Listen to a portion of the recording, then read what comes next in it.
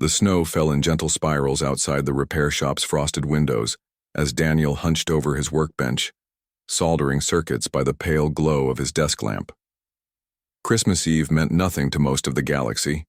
Humans were still a relatively new species to the Galactic Coalition, their traditions considered quaint curiosities by the elder races.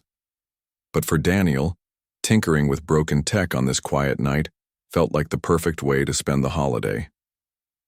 That's when he heard the crash. The sound came from the alley behind his shop, metal striking concrete with a resonance that spoke of something far heavier than garbage cans.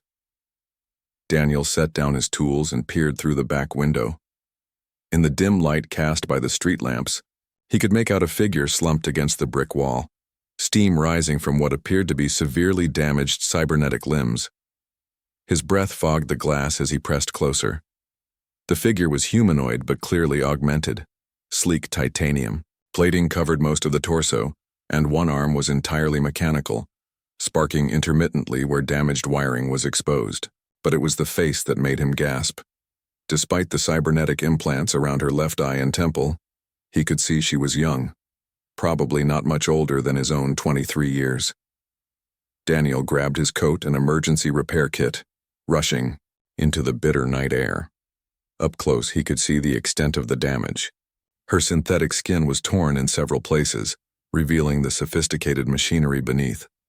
Most concerning were the warning lights blinking red along her spinal interface, critical system failures across the board. "Hey," he called softly, kneeling beside her. "Can you hear me?" Her eyes, one brown and human, the other a brilliant blue optical sensor, flickered open. When she spoke, her voice carried the slight electronic modulation of a military-grade vocal processor. "System compromised. Recommend immediate evacuation of civilian personnel." "You're hurt," Daniel said, ignoring the warning. "Let me help you." She tried to push herself up with her damaged arm, servos whining in protest. "Negative. I am a Tactical Combat Unit designation, Mino 7739. Retired 3 days ago, not your concern." Daniel had heard whispers about the Terran Cyber Corps. Humans so extensively modified for warfare that they barely registered as the same species to most aliens. The Coalition's most feared shock troops, deployed only when conventional forces failed. But he'd never seen one in person and certainly never one so young. "Well, Mino 7739, he said, slipping his arms under her shoulders. "My name's Daniel, and I'm not leaving you in an alley to freeze. Retired or not." She was surprisingly light despite her augmentations, and he managed to half carry her into his shop. As he settled her into his work chair, her systems seemed to stabilize slightly. The emergency lighting shifted from red to amber. "This is inadvisable," she said, though she didn't resist his help. "My neural implants contain classified military data. Proximity to civilian populations is prohibited." Daniel was already running diagnostic scans with his equipment, whistling softly at the readings. "Your power core is running at 12%. Your left arm's actuator system is completely shot, and it looks like your emotional dampeners are offline." That last observation made her stiffen. "The dampeners are intentionally disengaged, part of the retirement process. I am experiencing some difficulty with the adjustment." As Daniel worked to stabilize her systems, he began to understand what she meant. With each passing minute, her voice carried more inflection, more uncertainty. The cold efficiency of a war machine was gradually giving way to something more recognizably human. "What happened out there?" he asked, carefully realigning her damaged neural pathways. I am trying to find somewhere to go."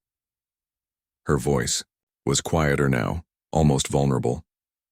"The Corps provides housing during active service, but retirement means—" She gestured vaguely with her functional arm. "I have never lived anywhere else, never made decisions for myself. The dampeners made it simple. Just follow orders, complete missions, survive. But now—" Daniel paused in his work, studying her face. Beneath the cybernetic enhancements, he could see traces of the person she'd been before the military got hold of her. Young, scared, alone. How old were you when you enlisted? 14, she replied without hesitation. Optimal age for augmentation integration. I have been in service for 9 years. The casual way she stated it made Daniel's stomach clench. 9 years of warfare, of having her humanity systematically suppressed in service of the coalition's conflicts. And now they'd simply cast her aside to figure out civilian life on her own. Your repairs are holding, he said finally, running one last diagnostic.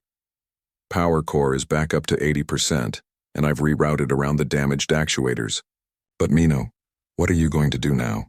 She stared at her hands, one flesh, one metal, as if seeing them for the first time. I do not know. The retirement package includes a small stipend, but I have no identification as a civilian. No employment history outside combat operations. No family. Her voice cracked slightly on the last word. No friends. Daniel made a decision that would ripple across the galaxy in ways he couldn't imagine. Then stay here. What? Stay here, he repeated, gesturing around his shop. I could use an assistant. Someone with your technical knowledge and precision would be invaluable. I can set up a room in the back, help you get proper civilian documentation. For the first time since he'd found her, Mino smiled, a hesitant, uncertain expression that transformed her entire face. You would do that? For someone like me? Especially for someone like you. Daniel handed her a steaming cup of hot chocolate he'd prepared while she wasn't looking. Merry Christmas, Mino. As she took her first sip, her first taste of anything, beyond military rations, tears began to flow down her cheeks. Not the calculated emotional responses of a tactical unit, but the genuine reaction of a young woman experiencing kindness, for perhaps the first time in her adult life.